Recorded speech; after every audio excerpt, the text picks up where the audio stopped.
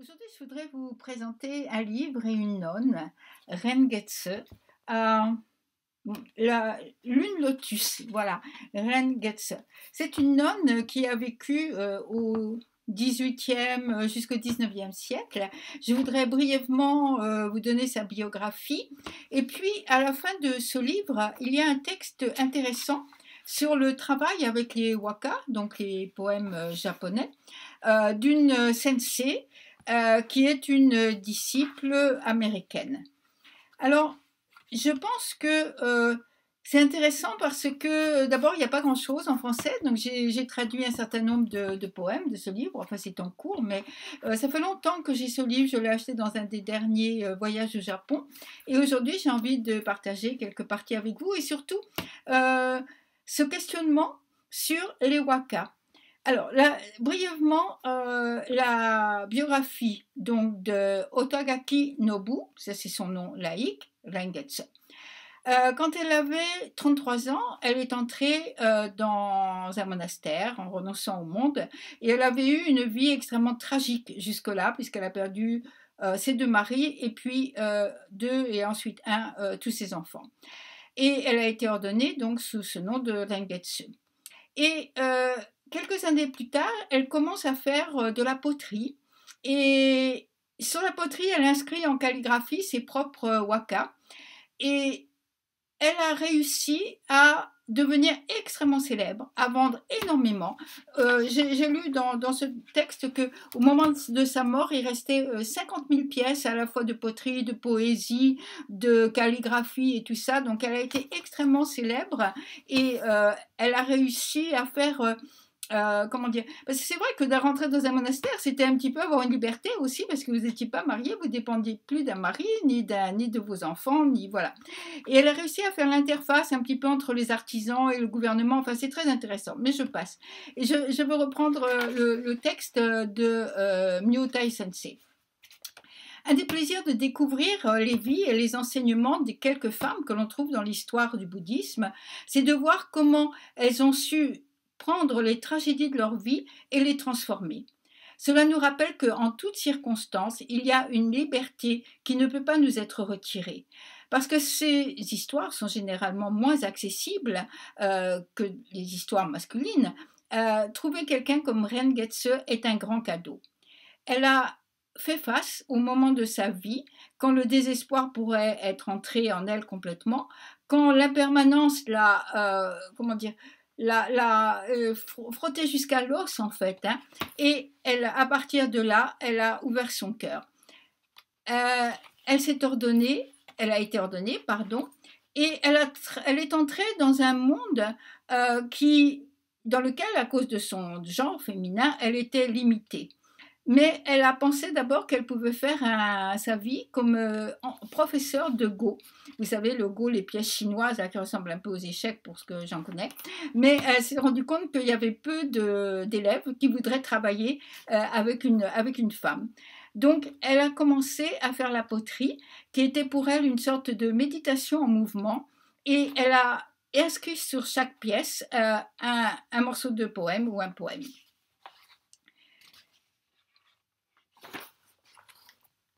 Alors, j'aimerais, poursuit donc la sensei, j'aimerais introduire trois poèmes divers qui ont une qualité pour moi extrêmement directe, extrêmement basique, comme la plupart de ses écrits.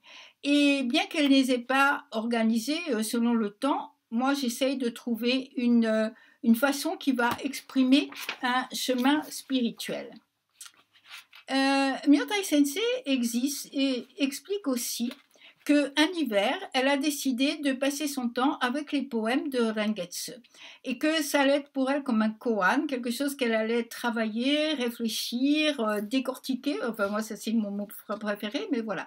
Et elle a dit, euh, de tout l'hiver, ça a été ma pratique, prendre quelques vers inspirés par l'hiver de Rengetse et rester avec ces vers.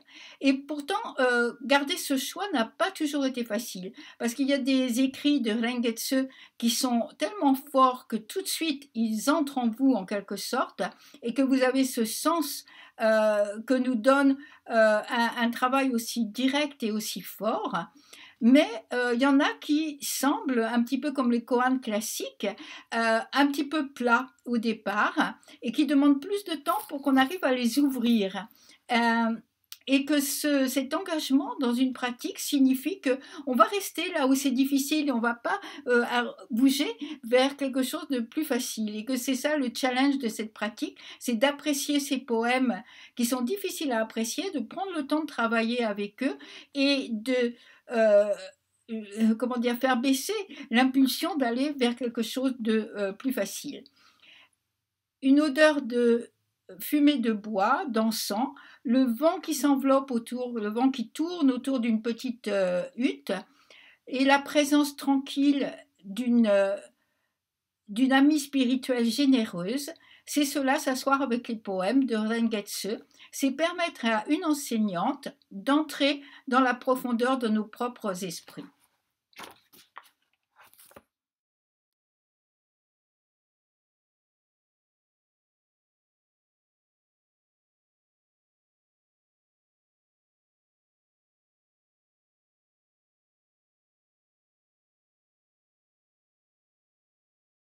Poème. Je peux voir la violence de la tempête de la nuit dernière par l'épaisse couche de neige quand je me lève pour ranimer le feu avec des brindilles dans le village solitaire de Shigaraki. C'est là où elle allait pour Shigaraki, ce village, c'est là où elle allait pour trouver l'argile pour ses poteries. Et ce poème est extrêmement simple. Elle vient dans une cabane, elle vient de loin, elle a travaillé toute la journée. Quand l'obscurité tombe, elle reste là et à l'aube, elle voit la neige qui s'entasse sur les collines autour et elle comprend qu'il y a dû y avoir une grosse tempête de neige dans la nuit. Elle rallume le feu et c'est juste cela. Mais si nous restons avec ce poème, nous pouvons nous trouver en train de réfléchir sur ce voyage que nous faisons pour trouver l'argile pour notre propre être. Nous pouvons commencer à nous demander qu'est-ce que c'est que de quitter la maison et de demeurer seul. Pendant les angos, les retraites au temple, pour chacun d'entre nous, il nous est demandé de quitter nos habitudes. Ça, vous le comprendrez bien avec la demeure sans limite. On va quitter ses habitudes familières et on va rentrer dans une pratique plus intensive. Et on va essayer de demeurer tranquillement dans chaque instant. Et cet instant de tranquillité devient notre propre maison. C'est devenir comme des unsui, comme des apprentis, nonnes et moines, les nuages et l'eau. C'est lâcher les activités de notre vie habituelle qui nous sécurisent en quelque sorte et nous donner cette possibilité de voyage vers notre véritable maison. Ainsi, quand la poète fait son pèlerinage jusqu'à Shigaraki, aller avec elle, c'est partager ce voyage. Et est-ce que nous sommes capables de rassembler l'argile pour notre vrai travail et de nous installer dans ce moment? Au village de Shigaraki, donc, Rengaku s'éveille. Elle a sous les yeux l'évidence de la réalité de la tempête de la nuit. Et c'est intéressant que dans la tradition bouddhiste, la nuit est toujours utilisée pour parler d'une intimité totale, l'intimité sans séparation. La nuit, c'est la réalité du un, de la non-séparation du soi avec les choses. Dans la nuit ou obscurité, il n'y a pas de distinction, il n'y a pas de différence entre ce qu'on voit et entre la personne qui voit et ce qui est vu. C'est ce que dit le Sutra du cœur, c'est le moment où il n'y a pas d'yeux, pas d'oreilles, pas de nez, pas de langue, pas de corps et pas d'esprit.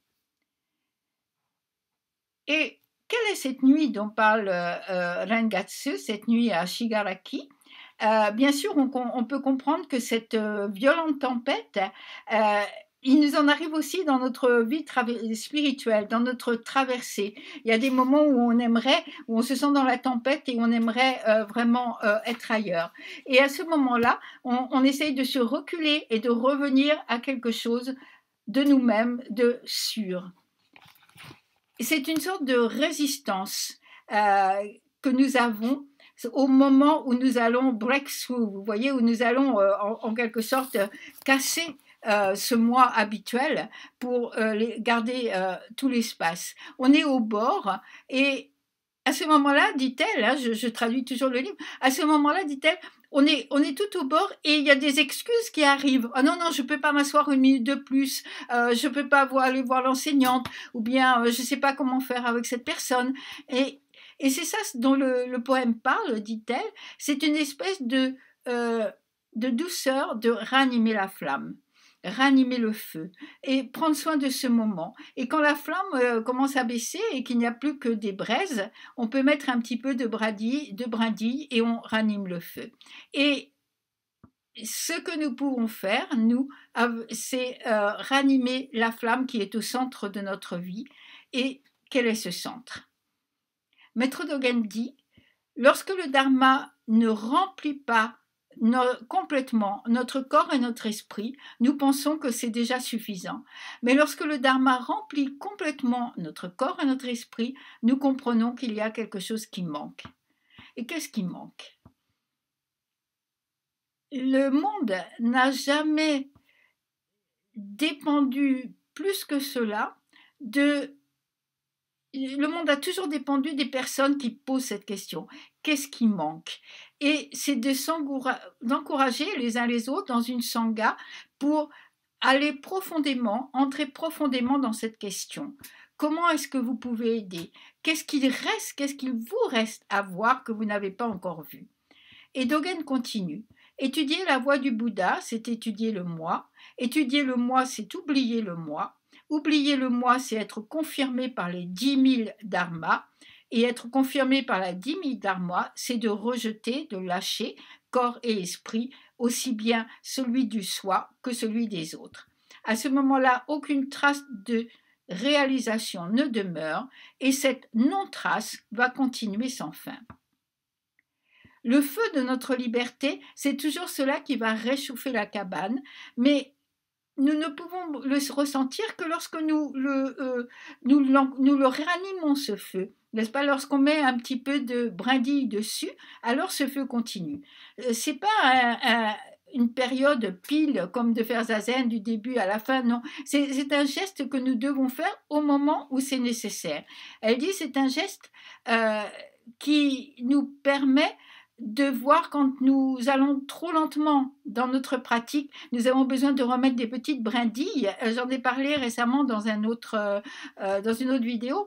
À ce moment-là, nous avons besoin de mettre des petites brindilles pour ranimer le feu.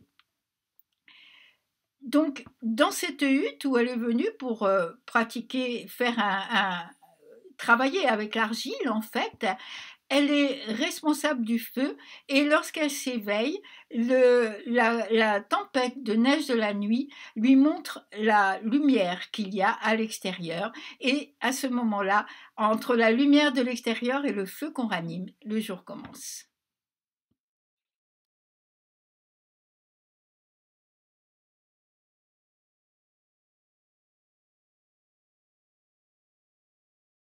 Mon poème. Un jour de grêle. Est-ce que le papier avec lequel j'ai bricolé ma petite fenêtre pourra supporter les assauts des grelons?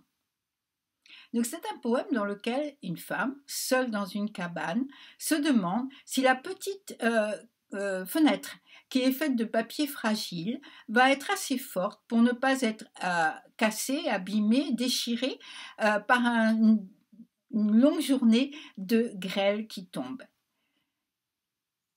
Et c'est assez simple. On imagine le son de chaque gros grêlon qui tape sur le papier et tape encore, et que cette fenêtre en papier, à chaque fois, il y a un petit trou qui se forme, et que la barrière qui nous sépare de la tempête devient de plus en plus fine. Et qu'est-ce qu'elle est, cette fenêtre bricolée? Ce point de vue temporaire, on peut dire. Rengetsu nous emmène dans un jour dans lequel la vulnérabilité essentielle, fondamentale de notre position est une réalité viscérale. Elle nous invite à sentir, à écouter et à goûter la vie exactement maintenant. Comment est-ce que nous vivons dans cette impermanence?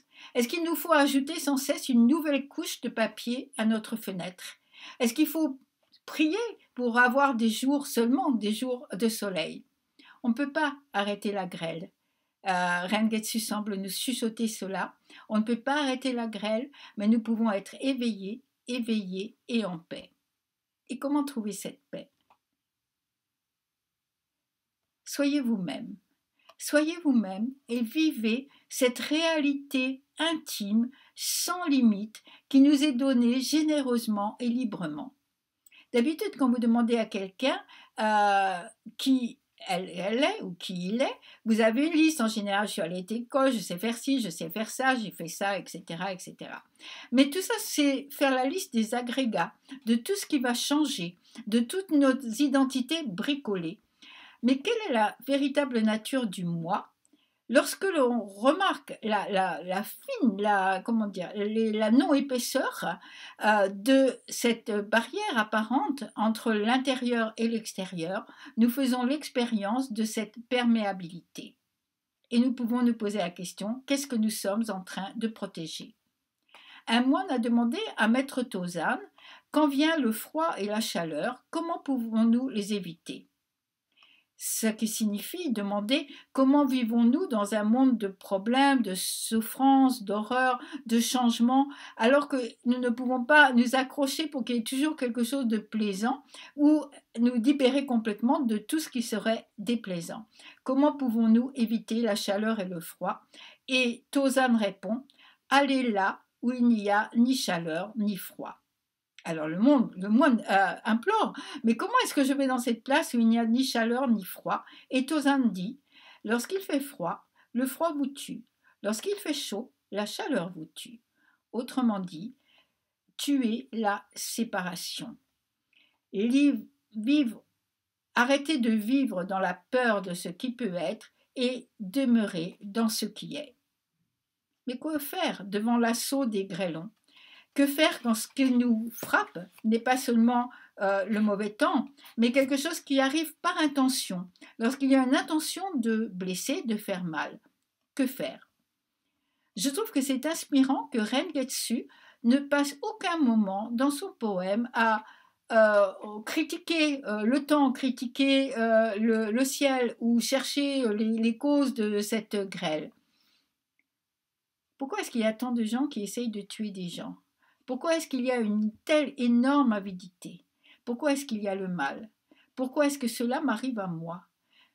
On peut regarder comment un jour de grêle est ceci, simplement, absolument, un jour de grêle. Ce n'est pas pour le refuser, ce n'est pas pour dire que ça n'existe pas, ce n'est pas pour en avoir peur ou se cacher. Il y a l'histoire d'un vieux pêcheur qui est dehors sur sa barque un jour où il y a beaucoup de brouillard et tout d'un coup, il y a un autre bateau qui arrive et qui entre dans son bateau. Alors,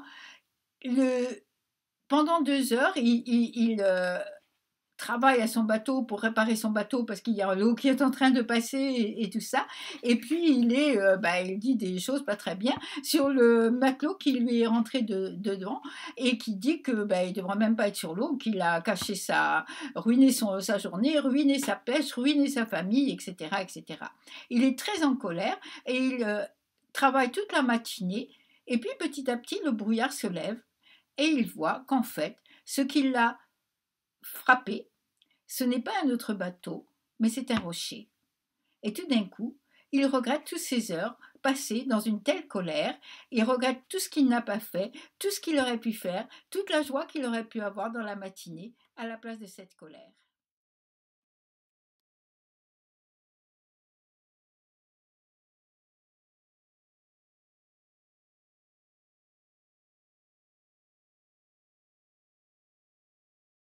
Mes derniers poèmes. Retraite d'hiver à la montagne.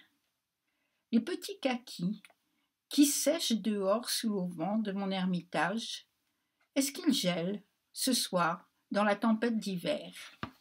C'est vrai qu'il est de coutume au Japon, comme l'hiver est une saison, en dehors de la neige, est une saison plutôt sèche, on accroche des kakis comme ça à une ficelle et on accroche ça sous l'auvent pour qu'il soit protégé de la neige et de la pluie et il sèche et ça devient quelque chose d'absolument délicieux, je dois dire. Ça, j'aimerais beaucoup en retrouver. C'est parce que il reste plus que le sucre du kaki.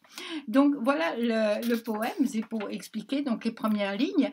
Les petits kakis qui sèchent dehors sous l'auvent de mon ermitage, est-ce qu'ils gèlent ce soir dans la tempête d'hiver? Le dernier de ces trois poèmes nous amène de nouveau dans un ermitage, avec le sentiment de la vie sous l'auvent. Lorsque nous entrons en quelque sorte dans le cœur même du bouddhisme. Nous arrêtons d'attendre quelque chose. Nous arrêtons d'avoir besoin des autres pour qu'ils nous montrent ce qui est normal, ce qu'il y a à faire, pour qu'ils nous montrent en fait ce que nous devrions faire. Nous nous asseyons seuls. C'est le premier geste d'enseignement du Bouddha. Arrêter de chercher à droite et à gauche et juste s'asseoir dans sa propre vie, pour le Bouddha, donc il s'assit dans sa propre vie, avec son propre esprit, sa propre condition et son propre karma. Et la solitude a été transformée. Le monde entier n'était pas exclu. Lorsqu'il s'assit, le mur qui divise intérieur et extérieur, le mur qui divisait sa vie, son esprit, sa condition et son karma et ceux du monde, est disparu, juste comme Shinjin Datsuraku a lâché, a disparu. Ceci est le cœur de l'ermitage qui bat en chacun de nous. Nous avons juste besoin d'arrêter d'avoir peur, d'avoir trop peur pour faire confiance. La pratique est un voyage dans la confiance. Cela commence quand on arrête d'attendre pour quelqu'un de nous dire voilà ce qu'il faut faire, voilà la chose juste, voilà toutes les choses que vous pouvez faire. Chacun de nous a déjà cette connaissance et cette sagesse. Chacun de nous, en fait, est cette sagesse. Chacun de nous peut sauter directement dans le cœur de l'ermitage et s'installer là. Nous n'avons pas besoin d'une autre vie, d'une condition différente, d'une plus grande sagesse ou d'une personnalité meilleure. Nous avons juste besoin de prendre soin de la vie qui est sous l'auvent de cet ermitage sans limite. Comment?